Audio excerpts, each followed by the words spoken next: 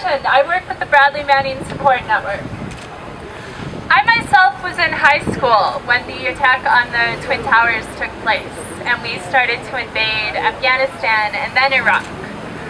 And while that was a tragedy, what happened to Americans, one thing I was very concerned with as a student then was after about 2 months of the Afghan invasion, the American media, the mainstream media, stopped covering civilian casualties. And I found that very odd. And that brings me to why I sympathize with Bradley Manning and why I think supporting Bradley Manning is crucial to keeping our leaders accountable.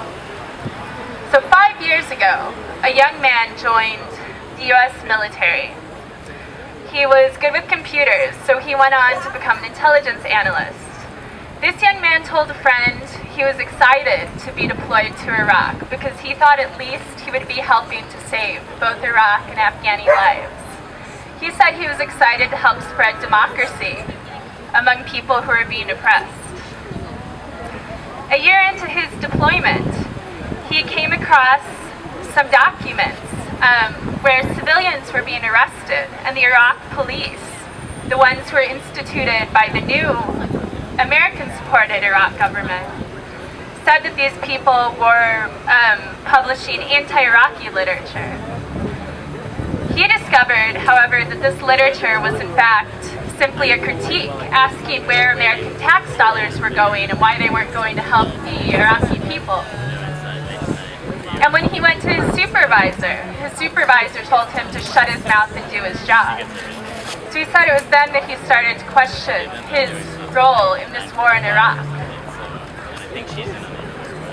Today is a big campaign event for President Obama. He raises tons of money in California to help support his campaign. Yet, I think it's very... Compared to industrialized countries around the world, America has one of the lowest voting rates. We were the first big democracy, and yet only about half of Americans vote in any given election. And I think there are a number of reasons for that, but I think a lot of people feel like neither candidate truly represents their interests. Neither candidate necessarily will do what they promised to do during their campaigns.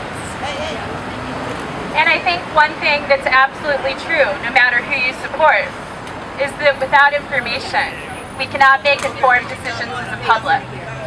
That's a quote from Bradley Manning, who's now been nominated for the Nobel Peace Prize for his alleged actions revealing information through WikiLeaks.